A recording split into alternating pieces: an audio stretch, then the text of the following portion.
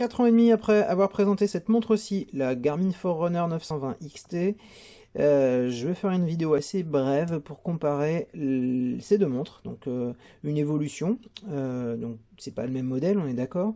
On est sur une gamme un peu différente, puisque celle-ci est typée davantage triathlon, celle-ci typée davantage montagne, on va dire trail en général. Donc la Phoenix ici présente, c'est la Phoenix 5. À l'époque de celle-ci, c'était la Phoenix 3 qui existait. Le but de cette vidéo est de présenter ces deux montres et de voir leur comparaison pour toutes les personnes qui auraient acheté, comme moi, à l'époque, donc il y a quelques années de cela, une montre un peu similaire, soit pour la course à pied, soit pour le vélo, soit pour le trail, tout bêtement, et se dire, mais pourquoi maintenant, pourquoi changer? Qu'est-ce que ça m'apporterait d'avoir un modèle un peu plus récent, comme celle-ci?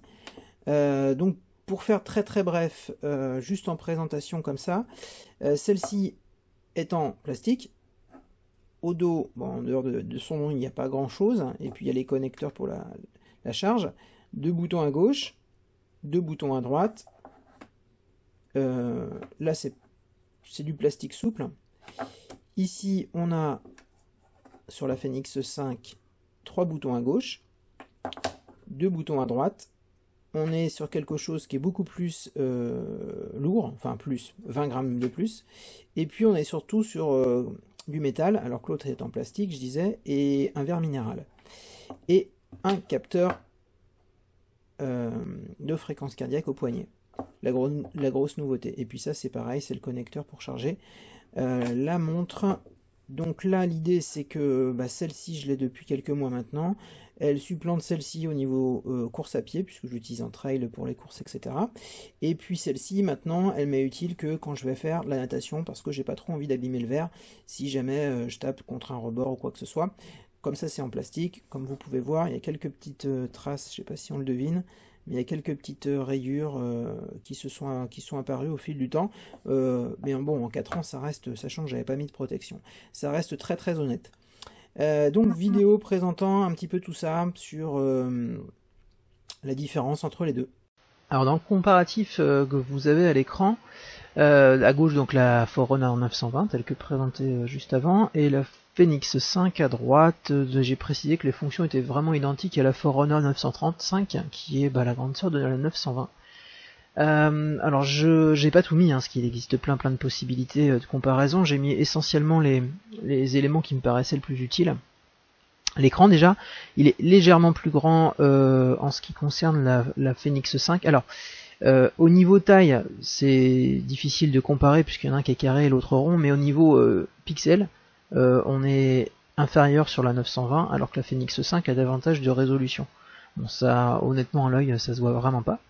L'épaisseur, je disais donc qu'il y en a une qui était un petit peu plus épaisse que l'autre. La Phoenix 5, ça se joue aussi à pas grand chose puisqu'on a 2 mm et demi, donc pas grand chose.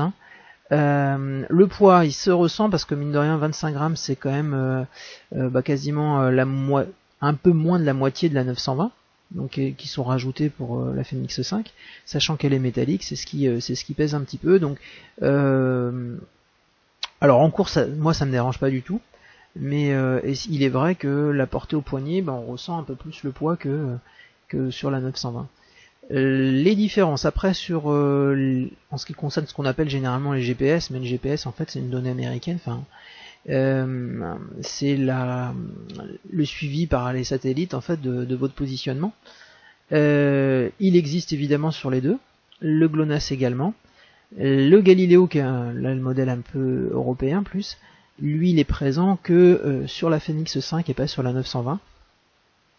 Alors le Wi-Fi, c'était assez bien fichu parce que quand on arrivait, je sais que chez moi quand j'arrivais après une course avec la 920, je lançais le Wi-Fi, elle se connectait automatiquement et voilà, ça se faisait vraiment intuitivement. La Phoenix 5 ne propose pas ça, du moins le modèle de base, il existe ce qu'on appelle les modèles Saphir, c'est-à-dire avec un verre beaucoup plus résistant, quoique là il l'est quand même, faut pas croire que un petit choc et le verre se fissure, mais il existe donc un modèle un petit peu plus résistant et nécessairement plus cher aussi. Et quand on a la version Saphir, on a le Wi-Fi intégré. Le Bluetooth qui nous permet de recevoir les notifications, les deux l'ont. les multiprofils, c'est-à-dire selon si vous allez courir, selon si vous allez nager, ou faire du vélo, ou d'autres qui sont paramétrables, on pourrait penser par exemple à faire du ski, des choses comme ça, c'est tout à fait le cas. La Fenix 5 était à la base davantage typée, on va dire, montre pour la montagne en quelque sorte, avec les trails, les choses comme ça. La Forerunner 920 était typée triathlon, mais comme il était possible de changer les paramètres, on pouvait s'inventer les profils que l'on voulait. L'étanchéité, elle a un petit peu évolué puisqu'elle est passée du simple au double, elle est passée de 50 à 100 mètres. Les éléments paramétrables, les entraînements paramétrables sont forcément sur les deux. Le mode sommeil l'est également, l'altimètre barométrique aussi, le podomètre aussi, donc on a toujours le calcul, il vous dit le nombre de pas, c'est une estimation par rapport à au mouvement que vous pouvez avoir. Le podomètre, donc ok. La fréquence cardiaque au poignet, ça c'est une grande nouveauté de la Fenix 5 et des récentes montres, on va dire. Vous avez des petits capteurs sous la montre, donc qui vont pouvoir mesurer la fréquence cardiaque, mesurer, on va dire, selon une certaine efficacité, parce que si vous faites du fractionné par exemple, vous allez passer à un moment donné d'une vitesse relativement tranquille, au moment où bip il va falloir pulser à mort, et bien là vous allez avoir des données qui vont être pas très fiables, surtout si vous portez une ceinture et que vous faites la comparaison ceinture pectorale et capture de la pulsation au poignet, la fréquence cardiaque au poignet. Donc dans les deux cas, si c'est vraiment ce que vous souhaitez chercher pour avoir la fréquence cardiaque au quotidien, parce que c'est aussi votre montre que vous portez, pourquoi pas, mais honnêtement, en course à pied ou quelle que soit une activité d'ailleurs, il est préférable d'avoir une ceinture pectorale. Le capteur NT+, bah oui, c'est ce qui va permettre de coupler certains éléments, soit l'une ou l'autre des montres. Le calcul de la VO2 max, elle le faisait déjà, la 920, mais là c'est un petit peu plus affiné sur la Fenix 5, l'accéléromètre existait dans les deux cas, prédicteur de course aussi, l'aide à la récupération aussi, capteur de puissance que l'on peut coupler, qui est pas, je l'ai pas précisé dans le tableau, mais c'est pas quelque chose qui est de base avec la montre, évidemment il faut l'acheter. Le Connect IQ, c'est-à-dire c'est la plateforme Garmin qui va vous permettre d'ajouter des petits menus, soit des cadrans de montre, soit des profils un petit peu particuliers du style une boussole paramétrable ou du style un calendrier différent que celui que Garmin propose à la base, etc. Ça, il en existe plein. La musique, j'ai fait exprès de rajouter des cases non dans les deux cas parce que ça montre aussi l'évolution de la Fenix 5 avec la nouvelle, la 5S. Et il y a l'apport de musique, c'est-à-dire qu'on peut intégrer Spotify pour avoir de la musique quand on court. Bon, ça c'est pour les runners qui aiment bien avoir un fond musical. Moi perso, j'ai longtemps fait avec ça, et puis j'ai apprécié en fait tout simplement m'écouter, courir, souffler, m'écouter ce qu'il y avait autour, la nature, etc. Enfin bref, c'est selon les goûts de chacun, mais en tout cas sachez que sur les nouvelles montres, il est possible de le faire, de mettre de la musique. Et donc auparavant, moi quand je courais, j'avais forcément un baladeur MP3 que je mettais dans une de mes poches.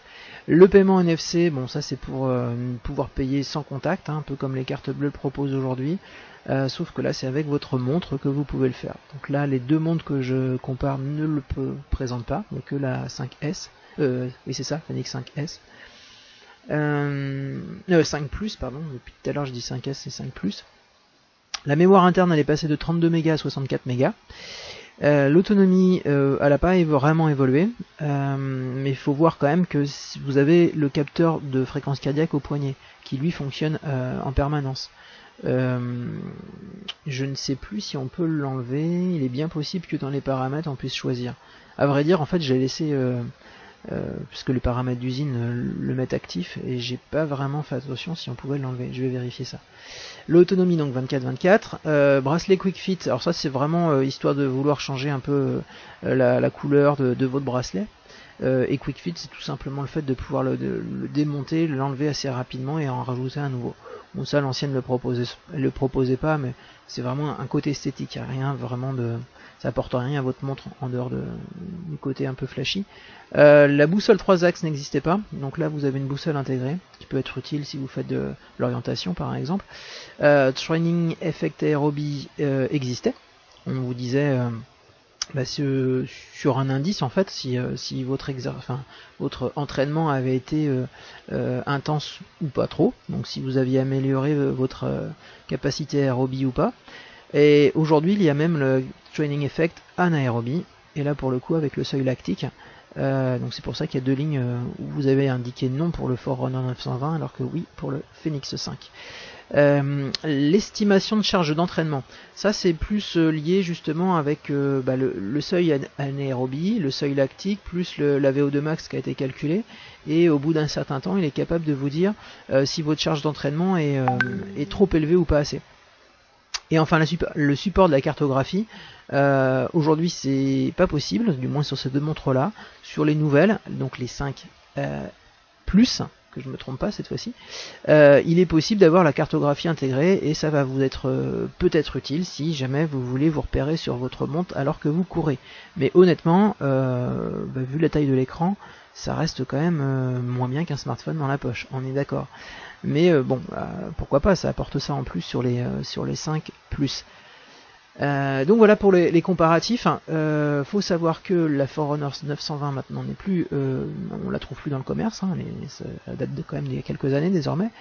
Elle est remplacée par la 935, mais on peut la trouver d'occasion, et elle est vraiment très bien. Moi, j'ai jamais réellement de soucis avec, à part peut-être sur la natation où on peut dire que les longueurs de bassin, parfois ça peut être un peu aléatoire, ou alors elle est censée repérer aussi votre type de nage.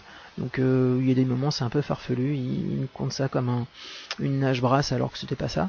La Phoenix 5, pour le moment j'ai pas non plus de choses à reprocher, c'est plutôt une très belle montre, esthétiquement parlant, et très bien au niveau logiciel, etc. Les mises à jour sont régulières dans l'une ou l'autre des montres. Elle existe toujours pour la 920, mais toujours des mises à jour.